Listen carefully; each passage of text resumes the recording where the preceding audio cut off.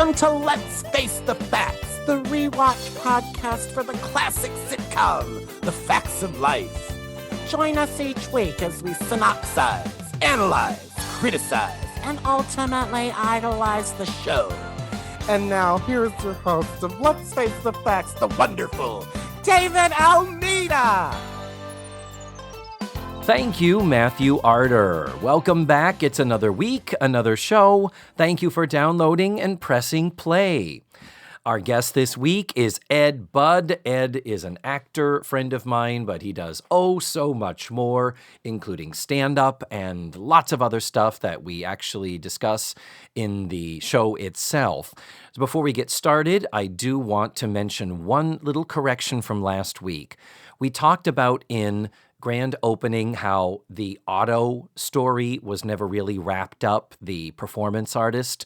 I was reminded by one of the listeners, this is a faithful listener, Doug M., pointed out that right before they decided to do the going out of business sale, there is a joke where Natalie says, well, one advantage to opening and closing on the same day, and they say what? And she says, we get to fire Otto. And then it cuts to him starting to take off his leotard. So that was technically what the writers thought was the button to that story. And I just somehow missed it is all. Now this week I want to welcome a new Tutti Frutti, Helen M.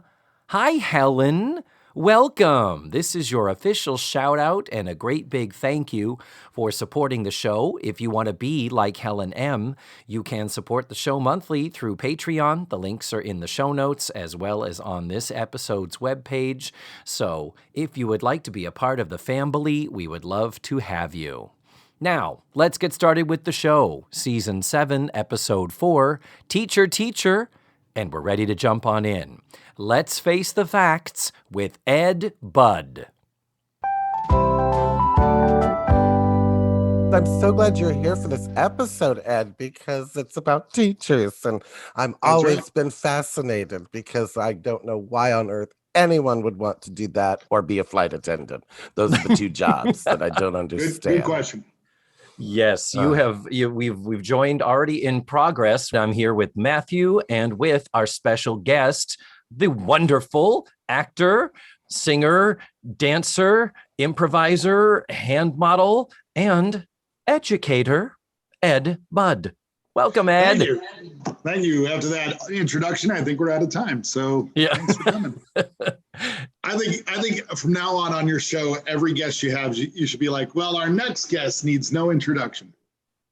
And you just start the show. Yeah. Beautiful. Well, this week, we all have watched Facts of Life, Season 7, Episode 4, called aptly Teacher, Teacher. You see what happened there? We have a teacher on the show. That's why I'm here. Yes. And I thought it was because of my time that I spent working in a dog food processing company. For realsies, did you? No. Oh, okay. That'd be great if I had like 2 points in the storyline that actually lined up. Hey, that'd be great. What the heck is, I'm sorry, I'm sure you guys have a format or something, but I was like, what the heck is Natalie doing? What is this all about? This dog food company. What? God, I'm such an idiot. Of course, you were referring to the show and Natalie and the Dog Food Company. I'm not there yet. No, it's fine. Like I said, you guys must have some sort of format that you follow or something like that, but I don't want to step on that. What? Nope. David is just generally this dim when it comes. That's true. It's very true. Right. Well, actually, we do have a little bit of a format, just in that it is sequentially, we go through the episode scene by scene. But before we can do that, Ed, we have to talk about who is responsible for this. As in, this episode was directed by John Boab. He's the in-house director who has been directing and will continue to direct the most of the episodes for The Facts of Life. The writers are, this is quite a mixed bag here. We have story by Sherry Eichen and Bill Steinkellner, the wonderful writing team of Eichen and Steinkellner. I can't tell you. Well renowned. They are, in fact, married, and later her credits would become, as she would be credited, Sherry Steinkellner. So this is actually the talented comedic stylings of the Steinkellners. But they only came up with a story. They're like, no, we're the idea people. You other fuckers work out the details. We're the magic makers. It's your job to flesh out this gold that we've just handed you, where Joe becomes the teacher. Yeah. Look, we know that Natalie's going to be in a processing plant, but what kind? That's on you. That's on you. But it's got to be a processing plant. Yep. Comedy Gold writes itself. You're welcome. But actually, the Steinkellners would go on to write and produce episodes of Cheers, Just Shoot Me, Hope and Gloria. And this is the second of 2 episodes that they have written for The Facts of Life. The first one being All by Herself, season 5, episode 22, best known as The Last Time We Ever See Cousin Jerry. Oh, yeah. Jerry Jewell. Jerry Jewell in concert, actually, at my college. She came and did a stand-up. Really? Yeah. That's awesome. Did you get to meet her? She autographed my friend Lou's hat. Did she? Yeah. That's pretty cool. Yeah, and she was a nice lady. And by all accounts, it's a great episode. And when I say all accounts, I mean, Matthew and I agree, it's a good episode. So therefore, there you go. It is empirically good. But yeah, no, the grunt workers in this, the guys who had to actually put the pen to paper, the wonderful Bruce Ferber and David Lerner.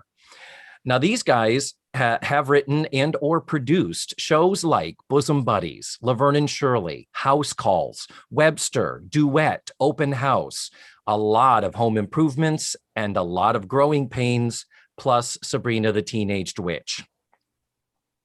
And this is their first of 2 episodes that they have written for Facts of Life. The next one will be, we can't wait for this, Christmas Baby, the Christmas episode coming up, where Blair's mother has a baby on Christmas. Oh, it is one of the biggest pieces of shit that is, because it's told from the baby's perspective. Again, here's the gold. We're gonna give a 70-year-old woman a baby on Christmas, and we want the story told from the baby's perspective, and go. Mm-hmm. Yeah. Okay. Yeah. But the interesting thing to note is that both Bruce Ferber and David Lerner are credited as producers for all of the episodes this season. So they are in the writer's room. They are contributing. They're a part of the voice of the show right now. And one thing, a funny detail that I missed about Sherry Eichen Steinkellner. Gee, why didn't she just use both those names? She was one of the actresses who was part of the company on the variety show Pink Lady and Jeff. No. You know what I'm talking about? Yes, it's legendary, Pink Lady and Jeff. The idea was that it was, oh my God, the hottest act in Japan. They're everything. They sing. They're terrific. We're going to bring them over. And they give them a Vegas comic. And they pair them up with a Vegas comic because they got off the plane and didn't speak a word of English. It didn't occur to anybody to check and see if they were in any way fluent in the language they were going to need to be performing. And so the jokes, you can tell that they're working and stumbling their way through them phonetically as best they can. And the timing is just awful and the jokes don't land. Well, at the same time, wasn't Tony, Orlando, and Dawn, didn't they have a big show on television at the time? Pink Lady and Jeff was 1980. So that was kind of late in the variety show game. So yeah, I think Tony, Orlando, and Dawn had already gone off the air. Yeah. But there are episodes on YouTube. It is a train wreck you cannot look away from. But after about 10 minutes, you're like, yeah, I'm going to look away from this now. That's all my business, all my nuts and bolts, as I call it. Now, Are you familiar with the show? Did you watch the show growing up? Because you, I believe, are a year younger than I am. Are you not? 51. Yeah, I'm 52. Yeah, you were born in 69. Yeah, right on. I was born on the same day that Sesame Street debuted on the air. Ah. So I'm as old as Big Bird. That's awesome. And to answer your question, yes, I watch Facts of Life all the time because I had a younger sister and an older sister. We're all about 13 months apart. So even if I wanted to play the 1980s, I'm too cool and I'm too macho to watch this, I didn't have that option. So I would watch anyway because we had one TV and that's what was on it. And I loved it. I loved it as a kid. I thought it was a great show. And I believe you are what behavioral psychologists would call a heterosexual. I am, yes. And therefore, I have to always ask my straight, Matthew, don't make that face. We can see you. It's on Zoom. We're out there, Matthew. We're out there. You have to accept us. There are heterosexuals in the world. Okay, I don't care what straight people do behind closed doors. I just don't want it rubbed in my face. As long as we don't straight it all up in you. And I like straight people. I don't think you should be voting or raising children, but that's just me. No. Oh, no. You do an impression, Ed. I'm impressed. Oh, Charlotte, right? I can't do it more than for 1 minute.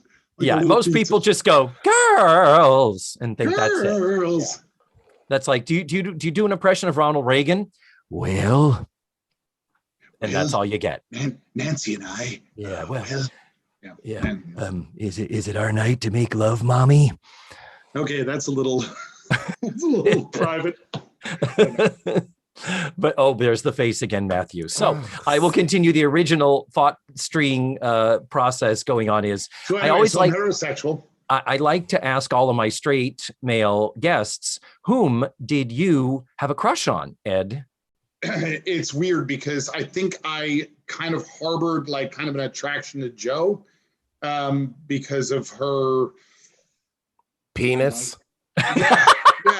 Yeah, I think so. Mostly that. I don't know. There was just kind of that attitude that I really liked, but I didn't say that, honestly, to be 100% honest. When other friends of ours would talk about it, we would all talk about Blair, and and I didn't really want to talk about Blair. I didn't find Blair all that attractive, to be honest with you.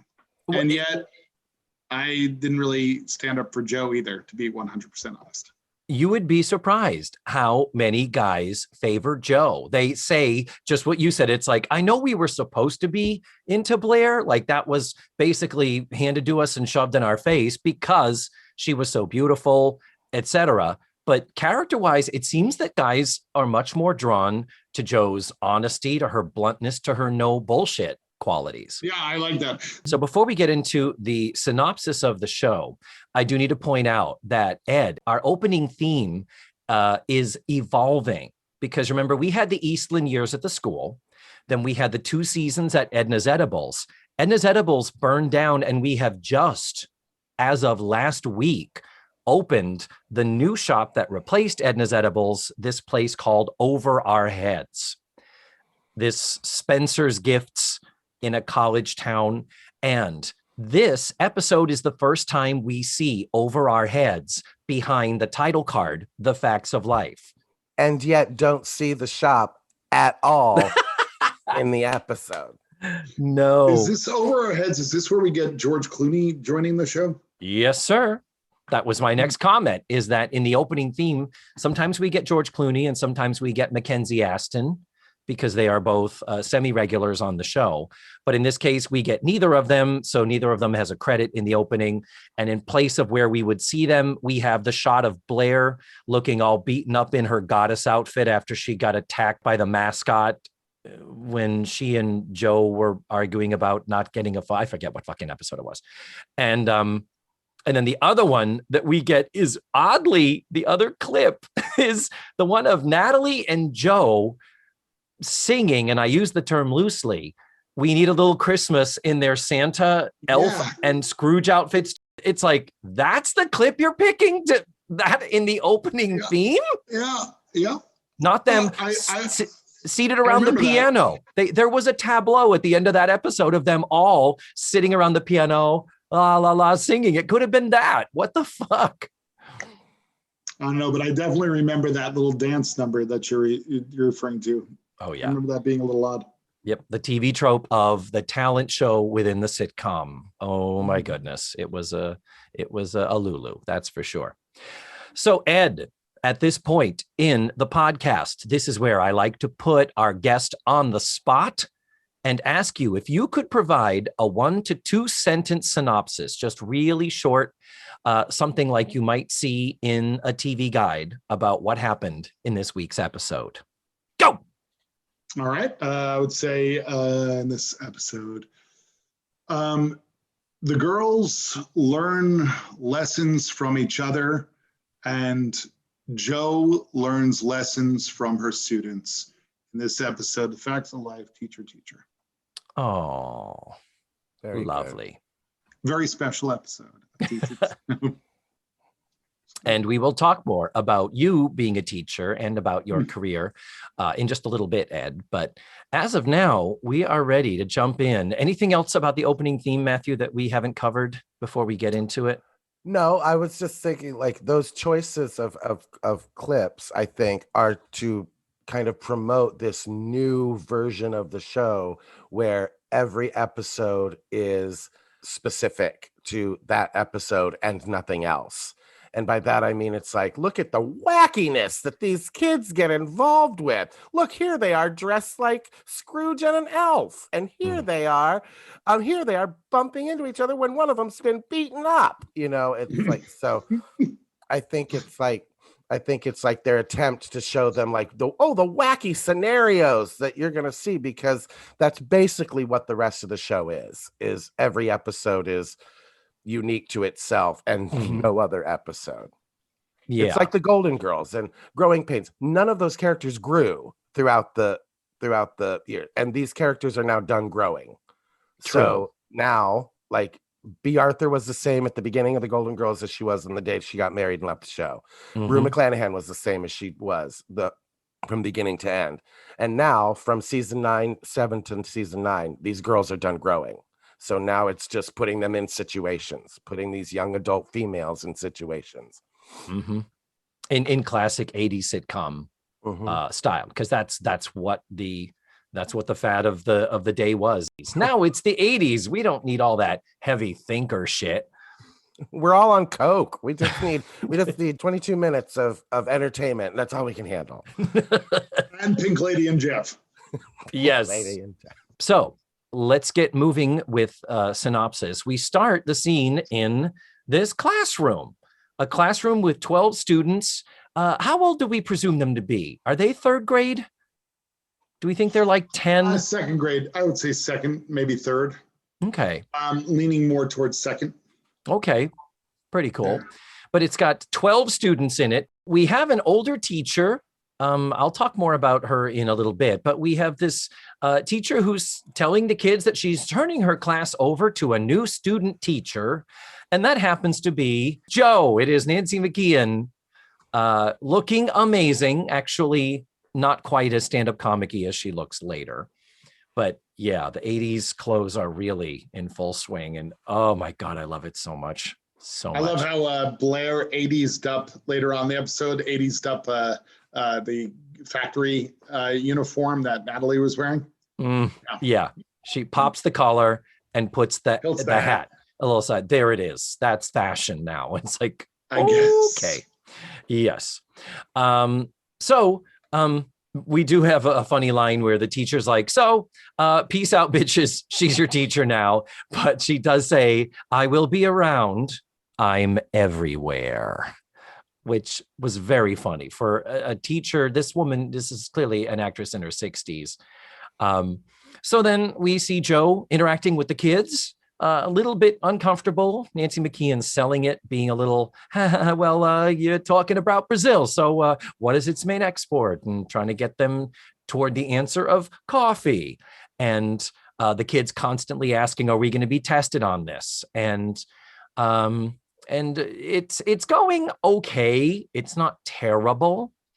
But later we find out from Jo when she does get home that to her, it didn't click. The kids weren't there. She didn't connect with them. But before that, I just got ahead of myself, which I don't like to do. So then we dissolve to later in the same scene, and it's 3:00. So it was 9 a.m. It was the beginning of the school day, and now it's 3:00. It's like, have they just been sitting there for all these hours? And has Jo not had a break, or has the teacher not helped her? Or wow, that was pretty crazy. So then she's trying to talk about the sun's rays forming a rainbow, and the kids are just, at this point, you can tell they're brain dead. They are not there. They don't want to be there. I mean, who did in second or third grade? And then Joe says, so that's how you form a rainbow, and doesn't get a response. She goes, rainbow and a banana, rainbow and sex, just as the bell rings and the kids file out. And in comes the other teacher. Like, did you just say rainbow and sex? What the fuck was that? And I'm like, yeah, what the fuck was that? To a group of kids, not even teens or tweens. What a weird thing to have her throw out there. Don't you agree? Wow, there is so much to unpack in what you just went over. I mean, from a teacher's perspective, I'm going to let Matthew go first. Okay. Go ahead. Oh, I have no questions about her skills or anything, but I want to know more about the whole student teacher process, because I had a student teacher when I was in first grade. I had this 800-year-old teacher who brought in this student teacher for the year, and it wasn't like she just turned over the class to her and walked out and was like, "Peace out, bitches. See you at 3:00." Like, you're with a student teacher who, as far as I know, has never been in a group with kids before. So peace out, whatever, who gives an F? So I have more questions about that than her finally just mentioning sex to second graders, because later on I have even more questions about them going over fucking World War II with a group of second graders. But anyway, so Ed, this is your area of expertise. So most of the time I was watching it going, it's just a TV show. It's just a TV show. Relax. It's just a TV show. Yes, you have to do that with this. You have to do that. As Matthew pointed out, there is no way on God's green earth or anywhere else that a actual presiding teacher would take in a student teacher and then just say, here she is on her first day and you've never met her before. Bye. Especially to a bunch of elementary school kids, and leave them all day. Well, what was Grace doing all day? Where did she go? I know. Was it grading papers? It's second grade. There's no papers. Did she go into like some secret room where she has monitors and she can watch what Ralph is writing on his desk, you know? And is she, I'm always watching. She's like, was it Roz from Monsters Inc.? So yeah, you don't do that, you know? I mean, the kids, when we have to duck out, and I'm talking about high school, I teach high school, we got to duck out to go pee.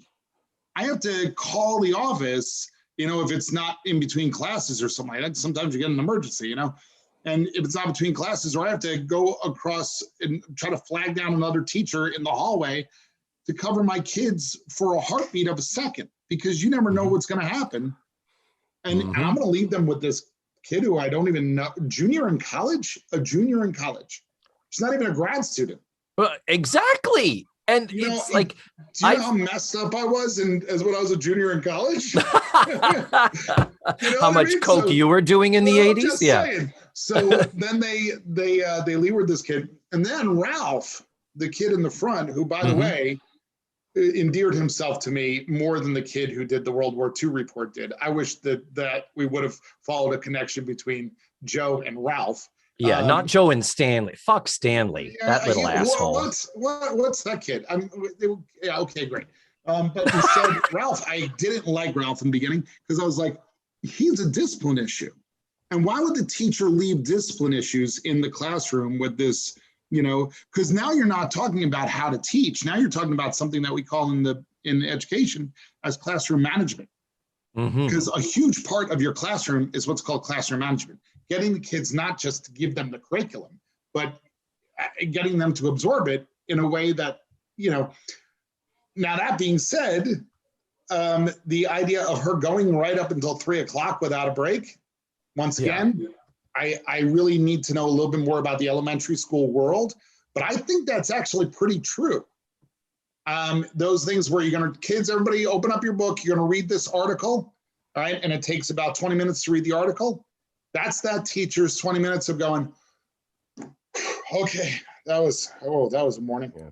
You got 20 minutes now as they're reading, you know, we had a lunch break and recess back then, but the teacher was still with us for recess, but there were bathroom breaks that she would give us as well. I say she because I think I only had one male teacher in my whole elementary school. And then that flips in high school. You wind up having all these men in teaching high school. Yeah. But yeah, so, and then the whole, what is it, coffee, rainbow and sex, that is an offense that actually could be taken to the Educational Leadership Center and get you cited. I thought as much. I'm like, this seems really uncool.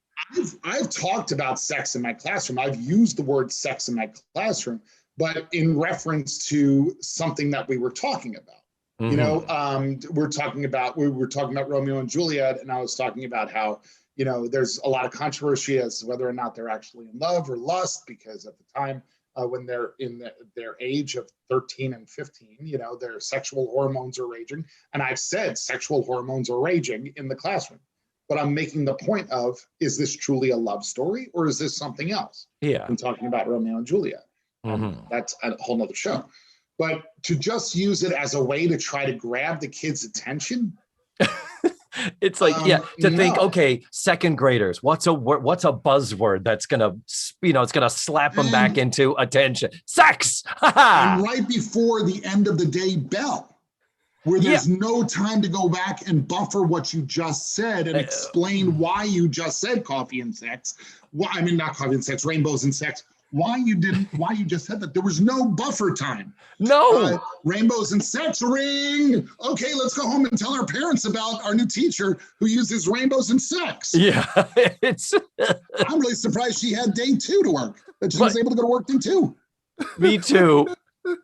But it's also 1984. She could have had a cigarette going in the class. She was. They were doing lines of coke back then, right there. Both excellent points. Excellent points. I remember walking by the teacher's lounge in my elementary school, and when the door would open, the cloud of smoke that came out of it, like the whole hallway smelled like smoke. It was like a bar in there. I got plenty to say when we get to the teacher's lounge scene. I'll let that happen later. Yes. So then we go finally back to a familiar place. We're back at the Facts of Life house, the living room. And Ed, you don't realize this is a very special episode for many different things, like the Over Our Heads title card. And this is the first time we have seen the house behind the shop where they live with furniture. It was unfurnished and just recently renovated. Last time we saw it. So this is the first time we're actually seeing the full color scheme working with the light blue of the rug and the medium blue of the carpeting on the stairs, and then the blue plaid couch. And honestly, it looks kind of awesome. I didn't remember liking the way it looked as much as I did, but it's quite lovely. I'm sure it was, because I don't remember it at all. So the fact that it didn't stand out to me means it was good, you know? Mm-hmm. I think of 80s furniture, I think of like This End Up or something like that. Yeah. This End Up. Let's make furniture out of shipping crates. There you go. Why not? So with this, we come to the house. Blair is standing at the kitchen table, sorting through something. And later we realize Mrs. Garrett is also sitting at the table, but we don't get a true establishing shot that shows us she's there until she talks. And you're like, what the? Oh, that's her. But they're sorting through mail. That's what we're later going to find out. Tootie is on hand. And before Joe comes home from work, Natalie comes home from work. And Natalie is dressed in a onesie, looking like she has just come back from working at a lube rack in an auto garage. And yet we learn that this is her uniform for the job that she is working on an assembly line at a dog food company. Can you guys explain this to me? Is this some sort of journey that Natalie's been on, like exploring different careers and stuff? Is this something that's happening right now in the story arc? Yes, it is, Ed, which is interesting enough because this bitch has a job running a business that is next door to this building. Exactly. So the fact that she's trying to find a part-time job to make money when you are a business owner, she's the only one, by the way. And let's just real quick mention how easy was this week for Kim Fields. Oh my God. Bitch had 2 lines and sat on a sofa for the whole show. This is a great week for her. Yeah, nice easy ride. But fuck but so Natalie's not doing this as like a sense of finding herself or exploring. She's just looking for extra cash. She's trying to get life experiences because she's going to be a writer, but she didn't go to college this season. She was supposed to go to Europe, but she gave all of her Europe money to Mrs. Garrett to rebuild this fucking shop as she is a partner in. And yet she is just graduated high school. She's a business anyway. So yes, it's yes and no. Okay. It is. I would say yes. It is a journey that Natalie is on, but this is the very beginning of the journey, Ed, where Natalie is the first of the girls not to go to college. Blair and Joe have been in college. They're both juniors now. Tootie is a senior in high school. So this is the first time any of the girls has not been in school. And they're using this as an opportunity, and they will continue to do so, to have Natalie taking on different jobs and feeling her way and doing different things. And I absolutely echo Matthew's thoughts and sensibility that you are the partner in this business. You used to work for Mrs. Garrett when it was the bakery. Now, this new shop that just kind of all came together over the last 3 weeks, you are a partner in this. So you technically could make promoting the business and seeing the success of the store your full-time job that could conceivably sustain you and your friends and business partners. Just saying. Don't say anything bad to Natalie. She can have a Teamster over here in 5 minutes. Yes. And I think that was a cute running thing where Natalie, the idea is that the rough and tumble people that she's now working alongside on the assembly line, the blue collar ruffians, that she's picking up their language and their toughness and their bluntness. And honestly, I loved it. I thought it was hilarious. Yeah, they pack it for freshness or whatever she says. Mm-hmm. Yes. So then before we get to Joe coming in, we've already talked about Natalie's outfit. Again, a little odd for working at a factory, but okay. It's a onesie and a hat.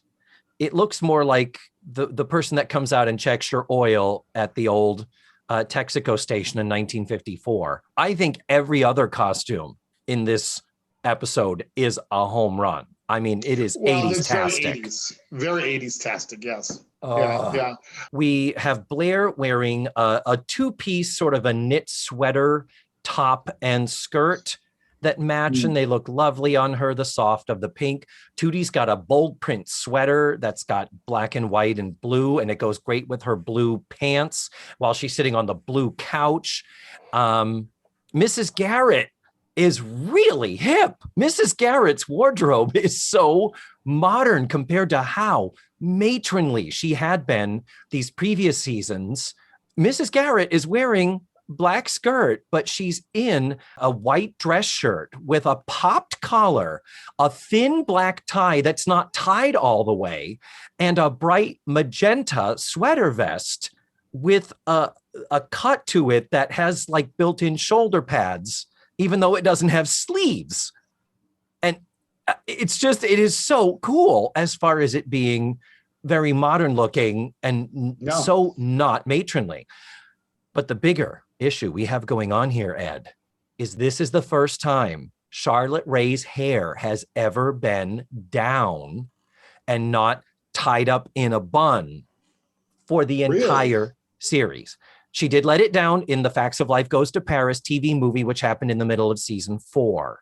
But as far as on an episode of the TV show, never have we ever seen the length of Mrs. Garrett's hair. It has always, always been in a bun. Or as I sometimes like to call it when it's too tight, her balloon knot. Well, Mrs. Garrett still has the sides of her hair pulled back away from her face, but the length is coming down, and we can see that now her hair is just below shoulder length. Before it was much longer, which is why it always had to be tied up. If they let it down, it would have looked like Anne Margaret or something crazy like that. But then Joe comes. I can't get the image now in my head of Charlotte Rae dancing like Anne Margaret. in like capri pants in Viva Las Vegas. The dance numbers where she's got like the floppy hands, but it's all Charlotte Rae, but like Anne Margaret's body doing the dance number. Somebody out there in the internet, please deep fake that. I don't Make even that remember happen. what you just said, but you just said something that put together Mrs. Garrett with Anne Margaret, and all of a sudden that image just came to my head, and oh my God. Yes. So then Jo does come home from work, and basically she's a little bit down because she's like, I wasn't really getting them to understand the material, and I don't think they were into me. And and by the way, when Jo comes in, and now we are looking at all of them together in the same room in their costumes, this is something we've had problems with in the past, costuming wise, is that they are all dressed for winter. This first broadcast in October. So that's a time of year when they would be starting to wear warmer clothing. We've had Facts of Life shows where one person is wearing a thin silk short sleeve blouse and another person has got on a fucking full length fur coat standing next to them. So that is a lovely thing to realize, the cohesiveness of season within the costuming, just putting that out there. Anyway, Mrs. Garrett is wonderfully encouraging. Joe's like, I just didn't grab him, you know? And Mrs. Garrett's like, you'll grab him tomorrow.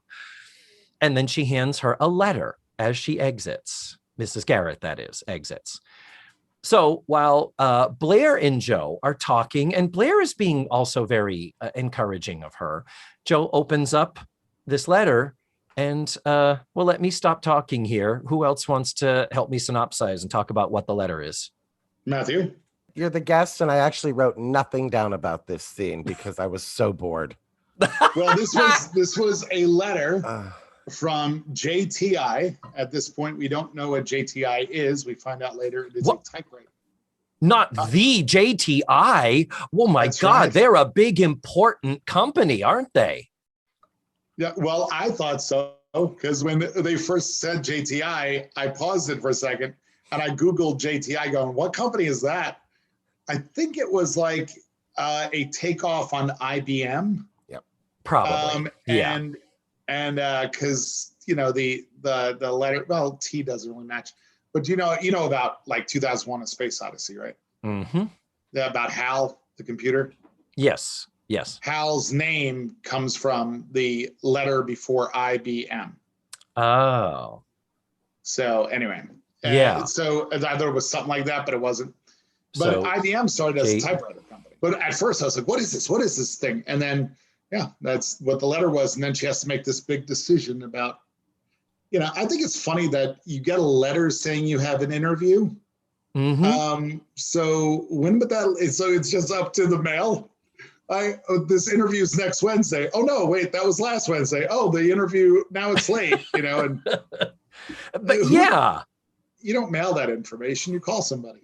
It's weird. And I mean, this is such a typical sitcom thing where the letter is from a recruiter looking to meet with her. And it does in the verbiage of the letter say, because you were so highly recommended by the Dean of Students, we want to discuss with you our various training programs.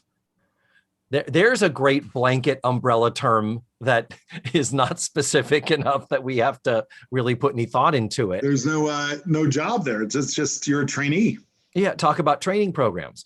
So yes. Jo says, well, I'm too busy to deal with this. Fuck this. And Blair, this is showing how the Blair and Jo relationship has evolved, but is still what it always has been. Where Blair says very diplomatically, again, hear me out.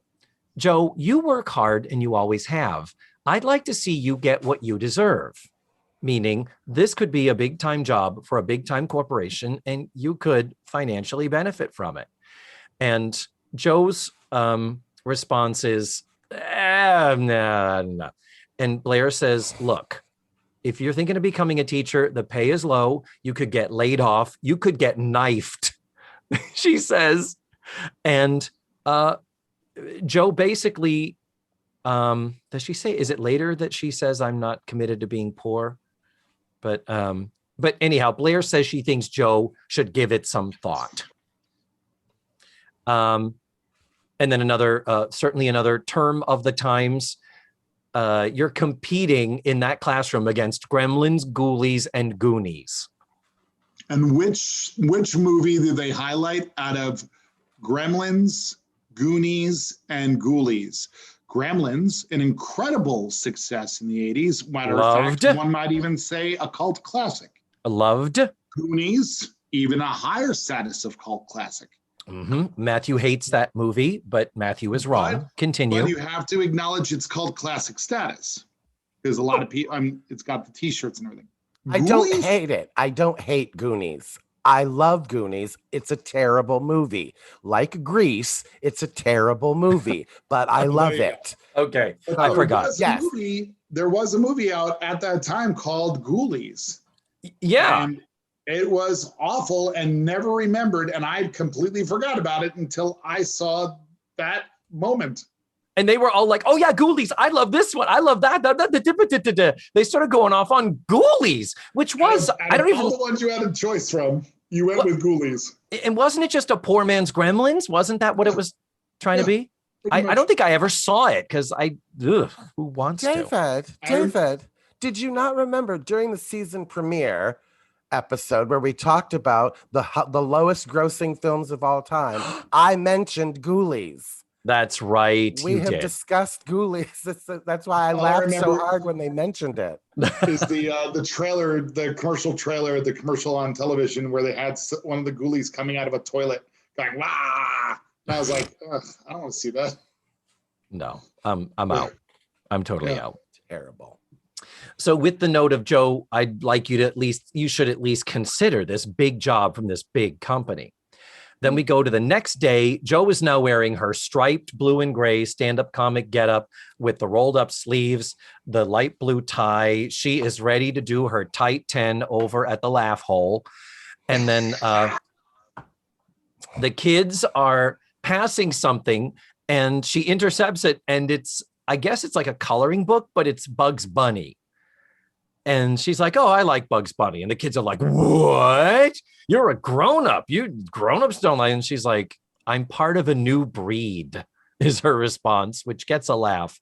But then they start talking about, well, I prefer the Flintstones. And then they start going back and forth about one of the kids is obsessed with the Flintstones with Barney. And again, the vaudevillian writers for this show, Ed. This show is full of references that no teenager in the 80s would have ever made, let alone a second grader. Last season, they went to the drive-in because none of them could wait to see whatever happened to Baby Jane. So it's that bullshit. So my ears perked up as far as the 1984 reference to Bugs Bunny. And then I was like, the Flintstones? Yeah. That was in the 60s, for Christ's sake. And you know how many popular cartoons were on in 1984 for kids? Well, we discussed Saturday morning was like blowing up. That was the year. It could have been Transformers. It could have been anything other than Cabbage Patch Kids. The Flintstones. Yeah, Pac-Man. Yeah, any of those things it could have been. But now the only thing I'll say is that the Flintstones kind of never went away. There were always Bugs Bunny. Yeah. Different. There were always reruns and different versions of them. But yeah, this is like kids saying, really? I prefer Pogo. Really? I like reading Andy Cap every morning. They're learning fractions Barney. Because Joe says, what's more important than learning fractions? Let me start the list, honey. Yeah. But that's when they start talking about Flintstones and trademarks showing up on their pencil boxes and stuff. And she makes them understand fractions by explaining trademarks. Yeah. Who gets a cut of the money that you spend for this coloring book or whatever the thing is? She doesn't use a cherry pie. She doesn't use a fucking hamburger or a pizza or anything to explain fractions to second graders. Let's talk about who owns Barney fucking Rubble. Let's talk about that, kids. Okay, From the so toy you got store owner to the guy who fucking draws him. Let's talk about Barney. Yeah. Now, turns out Bill Hanna gets a bigger cut than Joe Barbera because he had a better agent. And yeah, no, you're right. It's kind of ridiculous, but the whole thing about it is where Joe didn't feel like the day before was successful. Well, clearly Joe's connecting with the children. And yeah. So then our next scene is in the teacher's lounge. Wow. This is the point where the Facts of Life, Ed, has been known for its many attempts at backdoor pilots. You know what I mean when I say a backdoor pilot? Yeah. This to me, when we started meeting the other people in the teacher's lounge, this is where I was like, how was this not an attempt? The amount of emphasis these characters get, the amount of screen time, it seems like they were introducing them to us with greater intentions. Do you agree? And I agree. I thought that too, because these were not unknown actors. No, These least were like guest star roles that you would have these actors in. Joyce Bulifant and what's his pussy and what's her guts. That's exactly it, Matthew. They're not just faces we've seen before. We've seen them in a lot of things where they're a little more famous than the typical folks who pop up. Yeah. Starting off with the African-American teacher, Jason Bernard is the actor, and he is going on about a salad bar is not a salad bar if it doesn't have radishes. And he has been in, oh my God, tons of episodes of Cagney and Lacey. He was in All of Me, the Steve Martin, Lily Tomlin movie, as the blind guy. 72 episodes of Herman's Head on Fox. And recently he was in Liar Liar, the Jim Carrey movie. That's his most recent acting credit from 1997.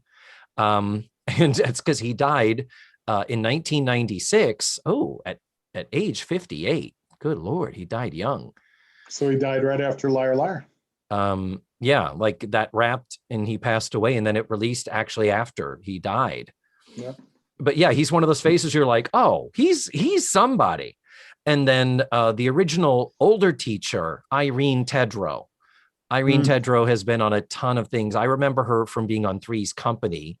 Grace. Oh, was she in Grease? No, Grace was the name of her character. Oh, Grace. I thought you said Grease. It's like, No. was she in Grease? Yeah.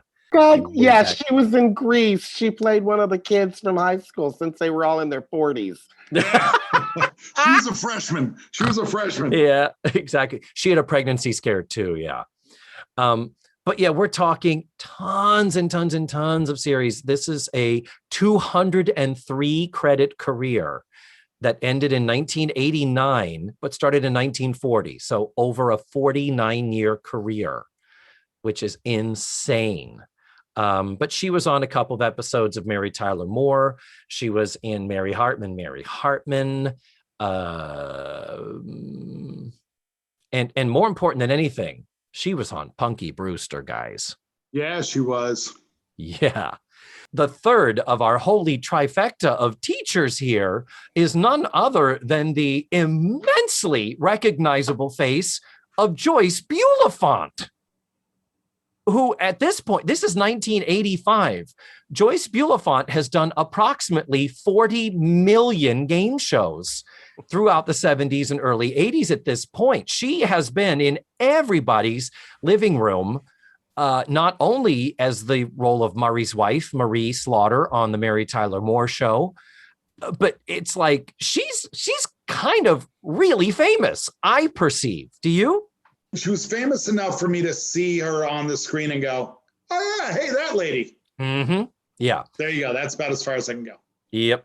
And but I here's didn't another know where I knew that lady from, but I definitely recognized her. Yeah. And a lot of people don't know, I forgot this. She played David Spade's mother on Just Shoot Me in the 90s. Really? Yeah. But in addition to being a game show staple in the 70s and 80s, at this point in her life, she is married to William Asher, who had previously produced, directed, created Bewitched with his then wife, Elizabeth Montgomery. So William Asher, Elizabeth Montgomery, crazy. No more Elizabeth. Now we have Joyce Bulifant. Okay. Joyce Bulifant will divorce William Asher. And then in 2002, she will marry Roger Perry, the actor who played Mr. Parker, the head of the school at Eastland, who was Mrs. Garrett's antagonist throughout seasons 3, 4, and 5. I mean, mind blown, dudes. That's right. Any hoozle. And she would remain married to him. She's still alive, but he passed away, and they stayed married until his death. I think he died in 2018. So Joe comes into the teacher's lounge and starts trying to talk shop with them about, I read something in this month's educational magazine about techniques for teaching kids. And they're all like, yeah, whatever. We're talking about salad bars. We got to fucking get this shit nailed down. Okay, if you're telling me there's no radishes at the salad bar, it's not a salad bar. And Joyce Bulifant's like, what about olives? Come on, olives. And it's, anyway. You had stories about the teacher's lounge, Ed. We're in the teacher's lounge. Just the mystery that is the teacher's lounge to people who aren't teachers. The biggest misconception is that there is a teacher's lounge.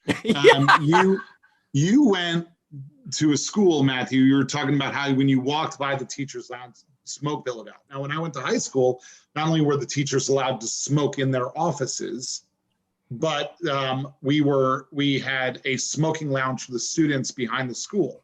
And so that's how long ago I went to high school. But what you probably passed by was the office for a department. Like the English department would have their office, but there wasn't any lounge where teachers would sit around. My question is, this school that I went to was built in the 1920s. It was it was across from the library. It was the teacher's lounge, and it was a room with couches and a kitchen, like a break area, just like this one. So it literally was a teacher's lounge. Well, that doesn't exist anymore to my knowledge. No, not at all. I mean, first of all, nobody has time to lounge. I mean, even if you have a planning period, you're probably doing X, Y, or Z for that planning period. And then you have 6 minutes between classes for change of bell. And then if you're working elementary school, I don't even know when you would take that break. That's your lunch. And people are like, well, you get an hour for lunch, right? I don't get no hour for lunch.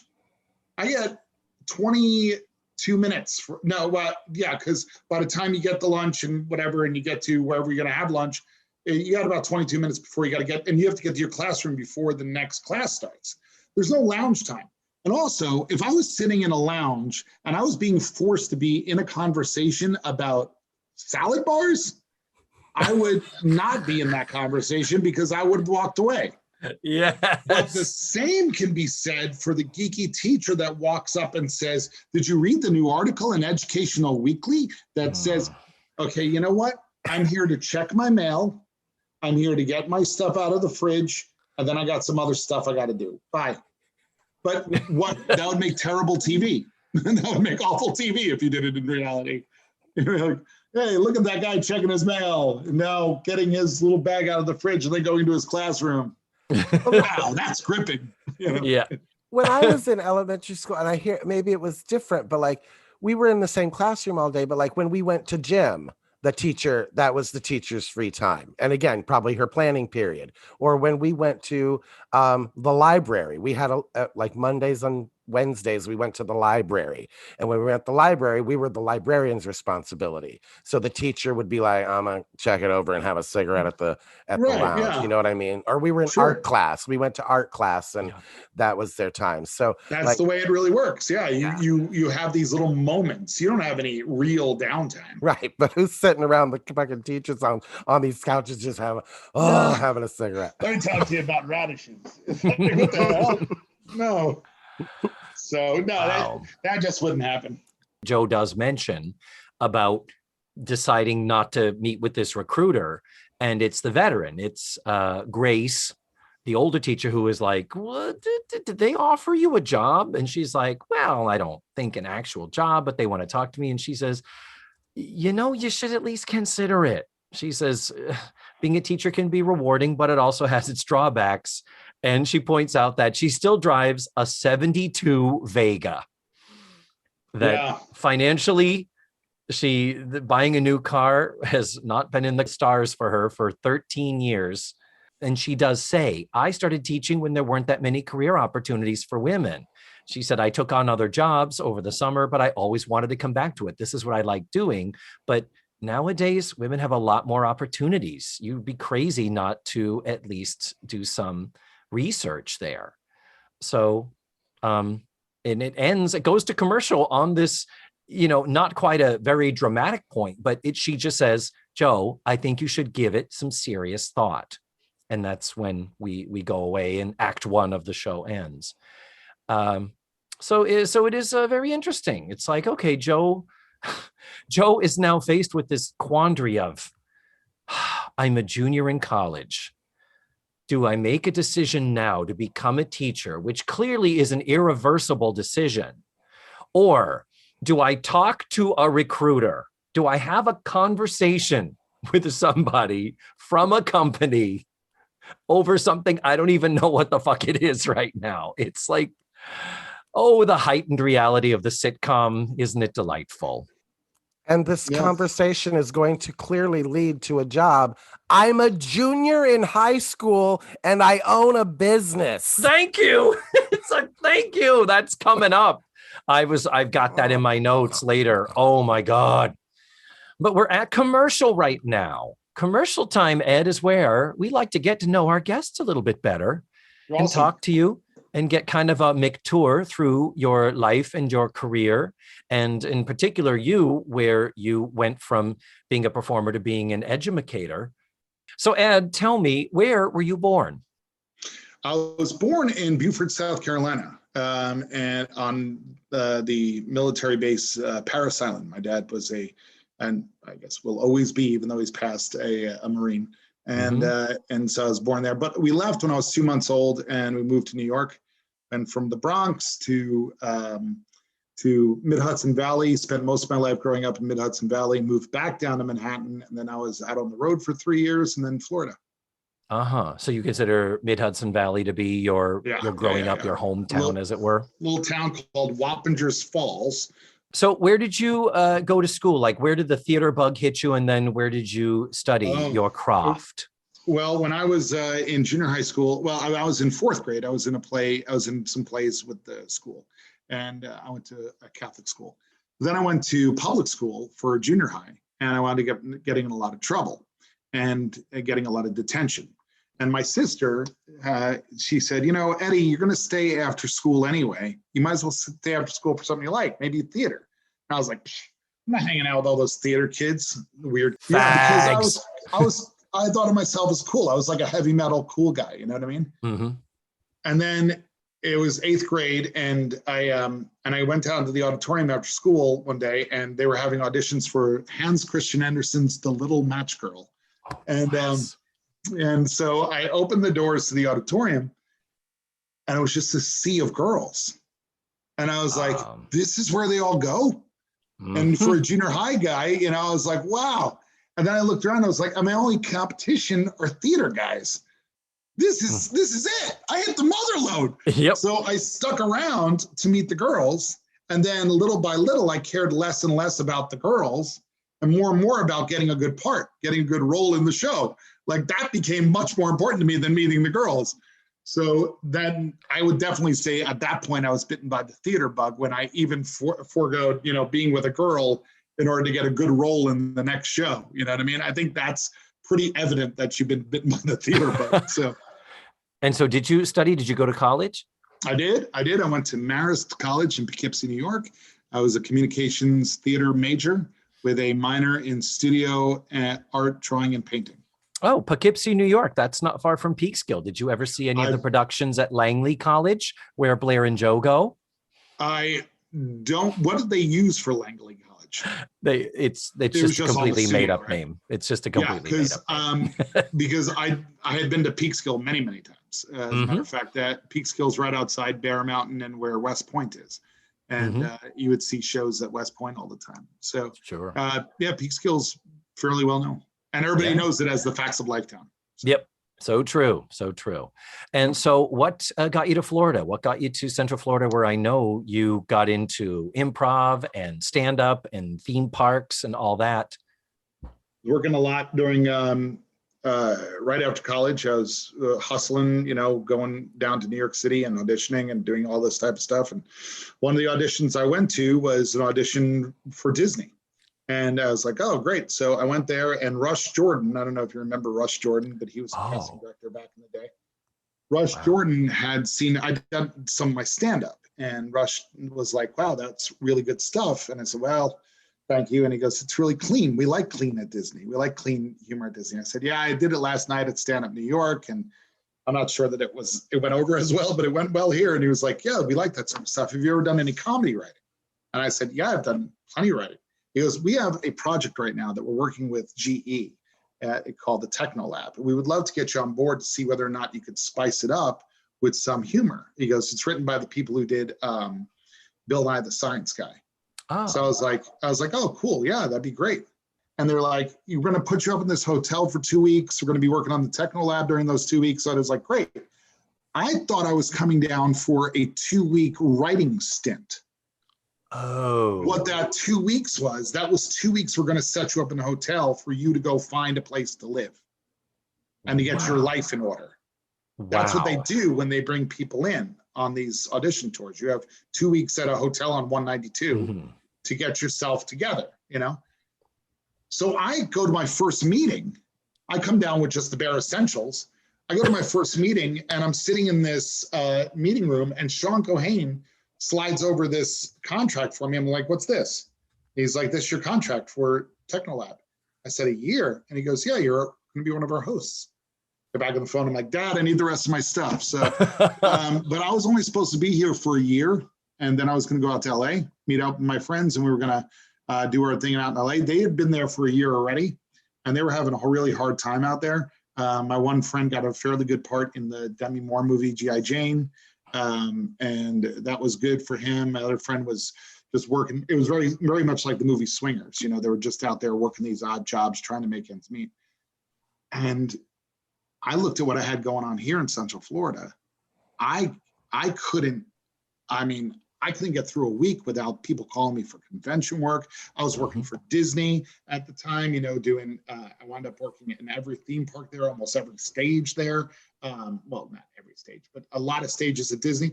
I got a job as a Ghostbuster at Universal. I was doing all these things. And I was saying no to work. And I was like, going to Cali might not be a good thing for me. And then I wound up meeting the woman who I wound up marrying and staying married to for 20 years. We are not anymore, but we did produce 3 cool kids. So, it's whatever you want to believe in destiny. It's on the cards. That's how it all happened. And Central Florida is such a rich place with so many opportunities for talented people. And people like me as well. Yeah, very true. And even you, Ed. So you always did stand-up. You were doing stand-up before you ever came to Disney. Yeah, but not well. My Where did the educational switch in your career? I mean, that happened in the time I've known you. We met at Sleuth's Mystery Dinner Theater. We worked together there many years, and everything old is new again. We're back doing it again as of very recently, which makes me so happy. But where did being a drama teacher at the high school level come into your life? How did that come to you? Well, my experience was up in New York. I was with a group of friends of ours. Every now and then we would go into schools and we would do what we called helping hands theater, which was basically actors coming in and acting out scenes from whatever book they were reading in order to help with literature classes, and because they didn't really have theater classes per se. So we had done that. And so I came down here, did the whole thing, acting with Disney or whatever. 9/11 happened.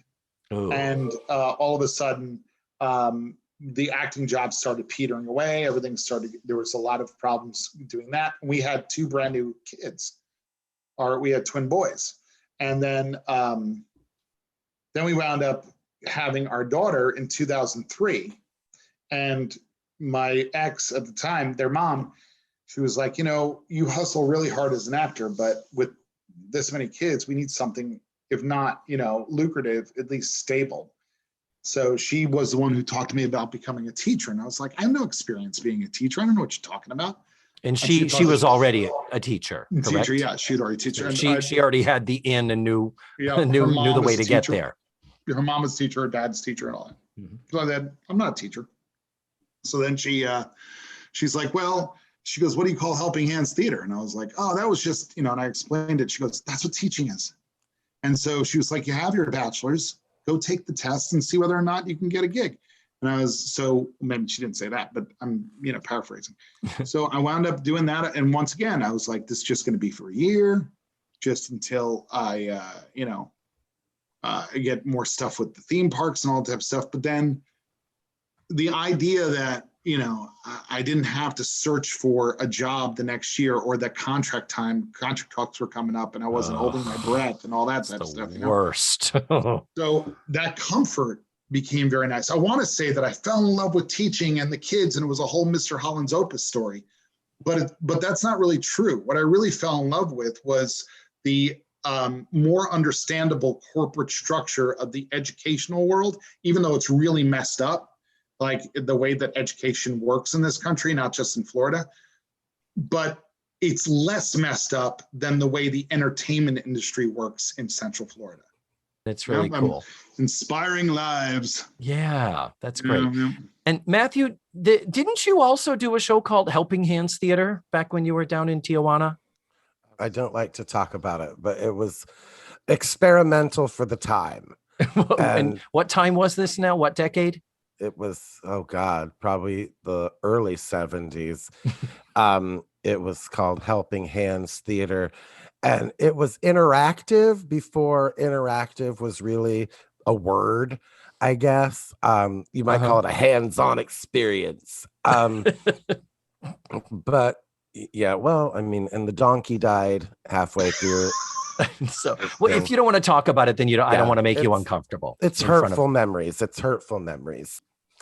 So getting back to the facts of life, we come back from commercial and we are back at the house, and they are continuing the what the fuck is happening stuff. They are wrapping cookies in foil individually, like you do. And there's also a cake there because they are all preparing for Grace's 40th anniversary party, 40 years in teaching. And okay, we're not Edna's Edibles anymore. We don't cater anymore. I didn't think, last I heard and understood. But for some reason, okay, Mrs. Garrett is going to make a cake for this and make cookies, and they're going to show up to the party. And Mrs. Garrett is even dancing with the teacher, the African-American salad bar teacher. They're dancing at this party. And it's like, what other services do you offer your clients, Edna?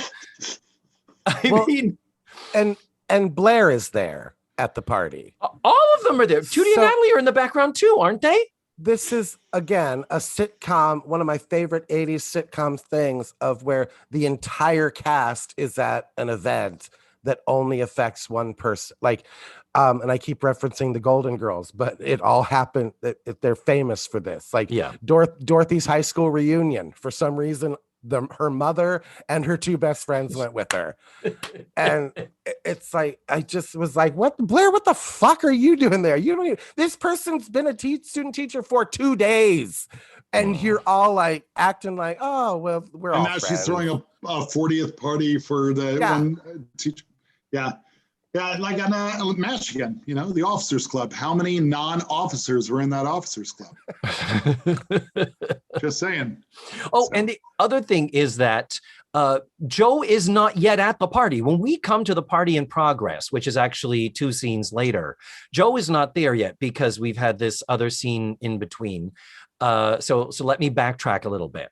While we're wrapping up the things and preparing for this party that they are not or are catering, I don't understand. There is talk of, well, back and forth. And, Blair is like, I still think you should talk to the guy. And Joe's like, I don't know. And Mrs. Garrett says, well, she gets kind of on her soapbox and says, we don't pay our teachers enough. They don't have good work conditions. And instead of a pension, we send them off into space. Awkward. Yeah, that doesn't age well. Yeah, she is referring, of course, to the recently announced Teacher in Space project, which Krista was McAuliffe. Right before this show was made. It was announced that Krista McAuliffe would be the candidate chosen out of thousands of applicants. And of course, she was on the Space Shuttle Challenger, which exploded only a minute and a half, barely that. Into this episode. No. But yeah, a Krista McAuliffe joke in 1985, thumbs up. 86, not so much. Not so much. Yeah. So Blair and Joe have more talk about the opportunity.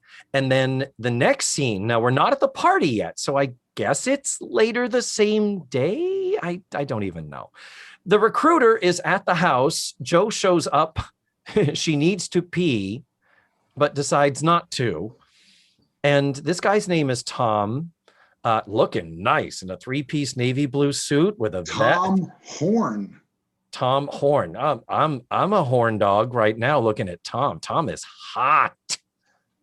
Matthew, any comments? I have no comments about Tom. She lost me where first of all, he comes to her house for an interview. Thank you. Second of all, like 2 words into the interview, Joe says, I'm not willing to adapt. Yeah. Like that. Oh, even if I didn't want the job, I don't think I would tell somebody, yeah, I'm not willing to adapt to anything. I don't deal with new stuff. So I'm going to become a teacher. So because I'm so terrible at adapting. Which is nothing but adapting. Yeah. I haven't done that much volunteer work. Flip through all the pages. Yeah. Wow. So yeah. But the other thing about this whole scene is that he sits down. I mean, finally she sits down, relaxes. Like, okay, well, let's get started. So the first words out of his mouth is, so Joe, why are you right for JTI? And I wanted her to say, well, I don't know. You fucking asked me here. Why are you right for me? What the fuck? I didn't know I had to prepare a goddamn speech. But that to me was weird. She does say, I like your products. And that's where he says, oh, and he makes a note, a funny note, likes our typewriters. So that's where we get the IBM connection type of a thing. But quickly we learn that this quote unquote position wouldn't necessarily require her to adapt to a corporate environment. We're not all just Ivy League robots. No, this position would not be solitary. She'd be working with people. He loved her activism. So you're not happy with the way that things are. And she's like, yeah, well, if there's a way to change things, I'll do it. And he's like, well, we're looking for people like that. That is a spot on Joe Polachek that you're pulling off right now. Thank you. Matthew says it sounds like Bowser from Sha-Na-Na. Yeah, well, it's hard to tell them apart anyway. So anyway, so you're getting back to if something needs to be changed, I'll do it. So go back to what you were saying. I'm sorry. Hey, so forget about it. So it lands on Joe saying, so are you offering me a job? And he says, you can start after you graduate. And I'm like, you're going to hold the job for 1.5 years? Or no. She just started her junior. This is October. She just started her junior year. It's like, what is happening? Not you would be an intern. Not we would bring you in as part of the team to see how it fits. Not you could work there over the summer. It's like, nope, we're going to walk away and come back in 2 years. And yeah, we'll have a desk and a nameplate ready for you. So then we move on the next scene after this makeshift interview recruitership that makes no fucking sense. But I'm sorry, Joe, if I had been her, I would have been like, hey, so does your phone number come with this offer of a position? Because, girl, I'd have been trying to hit that. Anyway, Back at the faculty lounge, the party is in full swing with all of the over our heads girls and Mrs. Garrett dancing with the salad bar teacher. And Joe comes in late and goes straight on to Joyce Bulifant and Irene and Grace, the two female teachers. And very quickly, Blair joins in the conversation. That's the point where, Matthew, you were, what the fuck is she doing there? Yeah. So then Joe was like, this job is putting together educational programs. I could be affecting hundreds of thousands of kids. And he needs to know my answer by 3 p.m. today. For a job he's holding for me for 2 years. Yep. I'm dying. And so part of me is like, so this part, we having a party during the school day? Because the next scene, Joe is back in the classroom. And it's in 3 o'clock is nigh.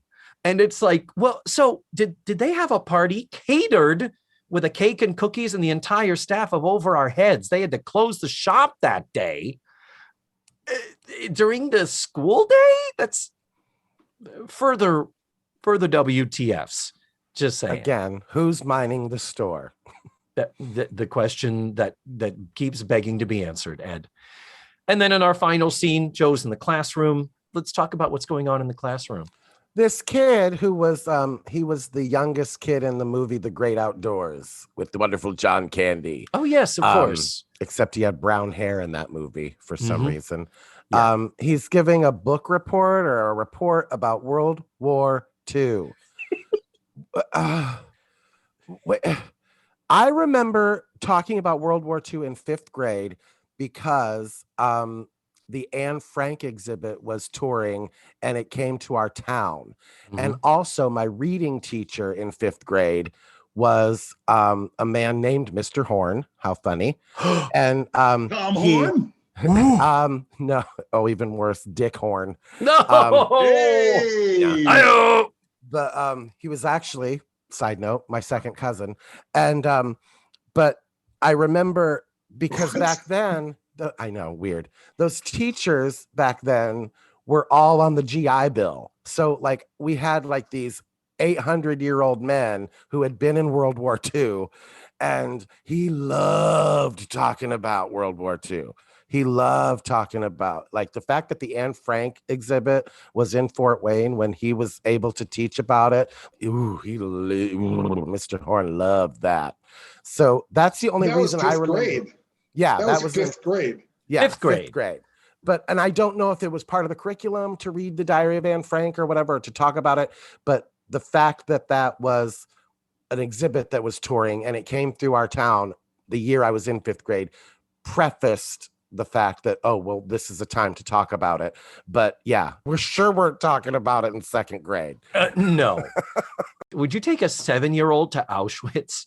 There's a lot to unpack. There's a lot to unpack when it comes to thank you to explaining to a 2nd grader about the Holocaust. Yeah. A little bit. It's wow. So anyway, the class leaves. I mean, he does his book report. It's okay. It's fine. It's kind of skimming the surface. But then the bell rings, the kids leave. So it's 3 o'clock, end of the day. And he asks about something else to do with the war. He's like, I still don't understand though why we all had to fight. I don't know that. And Joe does say, I got a phone call. Of course, Stanley doesn't understand about the war. His only frame of reference is his grandfather who says, we kicked their pants. Yeah. So she's like, the other countries had shit going on. I got to go. And he's like, okay. And he starts to mope out. And Joe goes, Stanley, wait, sit. And she looks at the clock. It is after 3 o'clock p.m. And then she starts to explain in detail.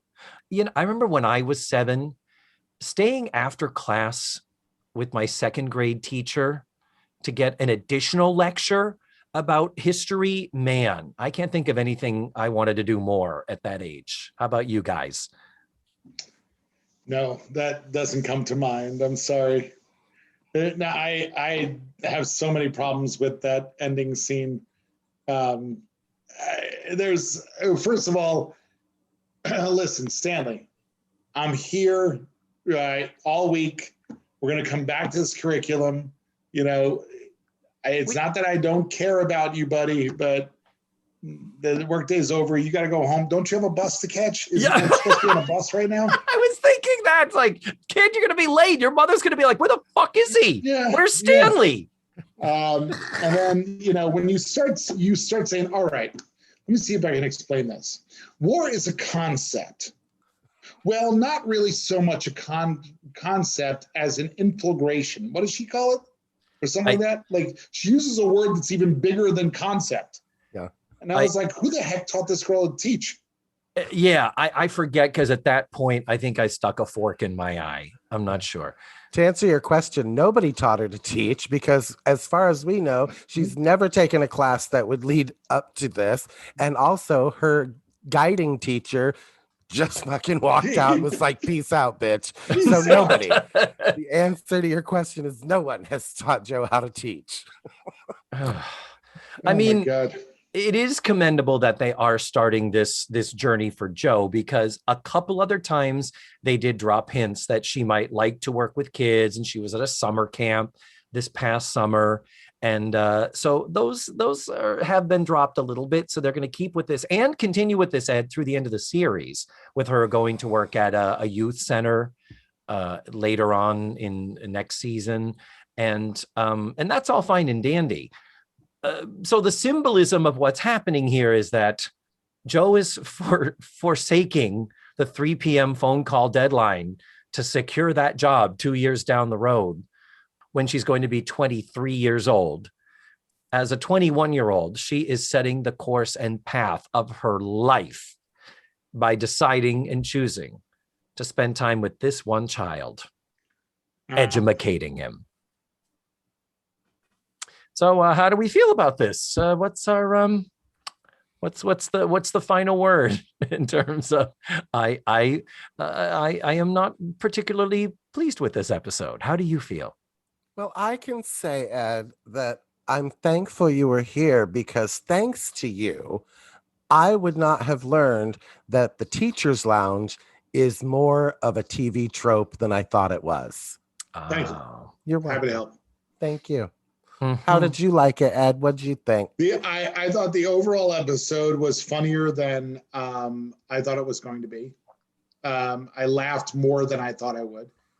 As many of us have of my generation, we've gone back with all of the opportunities we have online to watch old shows that we watched when we were younger, and things don't hold up anymore, and you get a little disappointed. But yeah, this held up. I don't know that I'd be able to go through the entire series like you guys are doing, but sitting through this one episode was enjoyable enough. I found that I had to bite my tongue a lot, because the education and teacher stuff was just so off base most of the time, as well as the interactions with the students. But then, it just felt warm and comfortable and familiar. And so how can you not enjoy that? So I would say overall, I enjoyed it, but I'm not 100% sure why. Well, and it could be the nostalgia. It could just be that you got to spend time with these characters again, which some old friends, seeing some old friends. Yeah, and that counts for a lot more than I think we realize. And I just created a perfect segue for myself in that, before we let you go, Ed, after we've discussed this at length, we like to end the show with something a little more fun. Let's bump up the nostalgia and just name a random commercial from your youth that you liked or remember, or just off the top of your head. Off the top of my head, I remember there being a commercial when I was really little in the 70s for Levi's jeans.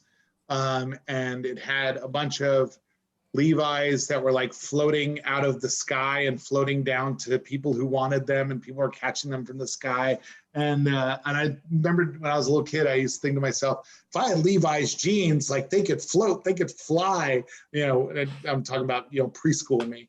That's all far back. But I do remember, and I've looked for this commercial before on YouTube, I can't find it, but it's as the jeans float down, they go Lee Lee Lee Lee Lee Lee Lee Lee Lee Lee Levi's do do do do Lee Lee Lee Lee Lee Lee Lee Lee Lee Lee Levi's. Like the lion sleeps tonight? Yeah. But like instead it just was Lee Lee Lee Lee Lee Lee Lee Lee Levi's, which I thought to myself, oh, Lee and Levi's must be the same company. Because they're saying Lee Lee Lee Lee Lee Lee Lee Lee. Wow. I have a question. Go ahead. I have a question. David likes to know your commercial, but I've always wondered, like, Facts of Life was for me. What was your show as a kid? What was your appointment television? Happy Days. As a kid, as an elementary school kid, it was Happy Days followed by Laverne and Shirley. On weekends, I'd cross my fingers that my parents would let me stay up for Fantasy Island after Love Boat. Because that was only sometimes. I used to love watching shows with my dad. My dad was the one who introduced me to Monty Python's Flying Circus, as well as Adam 12. And my dad being a fireman and my parents being very into it, we watched a lot of Emergency. We watched a lot of Emergency and MASH growing up. Oh. I don't know if you guys remember Emergency with Randolph and Tooth. Yeah. Totally, yeah. Well, Ed, thank you so much for doing this. It was yesterday I contacted you. It was very short notice when I suddenly went, what the fuck is wrong with me? I should have a friend who's a teacher on this show to give us some insider information. And you certainly haven't disappointed. Thank you so much for doing this. Well, thanks, man. And thank you, Matthew, as well. It's been good. It's been bad, but we take them both. And there we have this show. Yes. Oh, beautifully put. Do come back again. Thank you. And I never know how to end these. It's always awkward. So I just go smooches and goodbye. I think we should end it with each one of us saying smooches and goodbye, but in our best Charlotte Rae impersonation. Oh, yeah, I am on board. All right. Who should go first? I will go. Matthew, you go first. Lose me in the middle. Ed, you get to go last. And goodbye, your best Charlotte Rae. All right. I don't do a good Charlotte Rae. I'm not the Rich Little of the podcast like David is. Jesus. Smooches and goodbye. I will give that a definite 8 out of 10. That's great. That was great. Okay. Oh. Smooches and goodbye. That you got something there. That's a hard one to beat. That's like a 9.5. But nope. You're the guest. You're gonna crush it. You've already told us. The reason why I left it at 9.5 because get ready for a 10. Get ready. Smooches and goodbye. There it is. Joe, no. Tootie, get off those roller skates. Okay, that's it. Goodbye, guys. Thanks. And there you have it. That was Ed Budd. Only addendum to what you just heard is that we were talking about Barney the dinosaur, Barney and Friends, as though it was around in 1985, and we were wrong. Barney and Friends did not start until 1992. So there, sue us. I don't know. We get things wrong on the show. A lot. Next week, I'm going to be watching Season 7, Episode 5, Men for All Seasons. You can watch the show for free at dailymotion.com. You will find the link in the show notes and on this episode's webpage. So that's it. Thank you so much for listening to this week's show. And remember, the facts of life are all about you.